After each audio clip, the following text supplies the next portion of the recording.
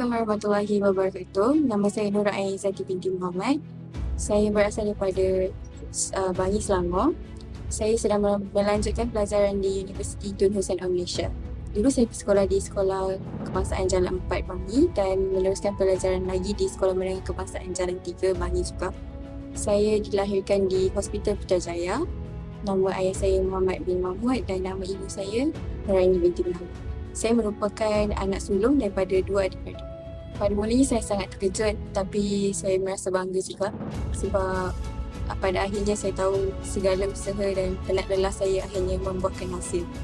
Pengiktirafan ini bukan sahaja untuk saya, tapi untuk orang-orang yang telah berada bersama saya sepanjang diploma, iaitu pensyarah, rakan-rakan dan keluarga. Antara momen yang bermakna bagi saya adalah ketika saya dilantik sebagai VP selama 2 tahun, iaitu pada tahun pertama sebagai Exco Akademik dan pada tahun kedua sebagai Naib yang Dipertua Akademik. Ia merupakan antara amanah besar dan titik permulaan saya untuk semakin ke depan dan menjadi pemimpin yang terbaik bersama. Selain itu, kejayaan pada setiap semester untuk menjadi penerima anugerah ketua jabatan juga antara momen yang tidak boleh saya lupakan kerana ia merupakan titik peluh saya. Bukan senang untuk dapat setiap semester untuk kita dapat anugerah ketua jabatan, tapi saya berjaya mendapatkan itu. Cabaran utama mungkin saya akan cakap kat sini waktu saya perlu urus masa antara akademik dan juga tugasan saya sebagai seorang MPP serta penglibatan saya juga di aktiviti-aktiviti luar kelas.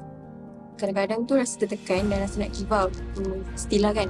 Lebih-lebih lagi bila saya perlu urus program dan dalam masa yang sama saya kena siapkan tugasan-tugasan akademik. Saya aktif menyertai pelbagai program di peringkat politeknik dan juga luar politeknik.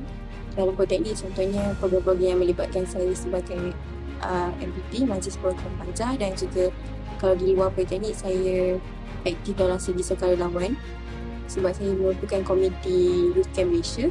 Saya juga terlibat dalam perancangan dan pengurusan program rasmi politeknik yang melatih saya untuk mengurus masa, komunikasi dan kerja pasukan. Percaya pada diri sendiri dan jangan takut untuk mencuba sebab walaupun jalan yang kita lalui itu susah dan memang tak akan pernah mudah, tapi setiap usaha itu pasti akan membuahkan hasil sebab rezeki tak akan pernah salah alamat.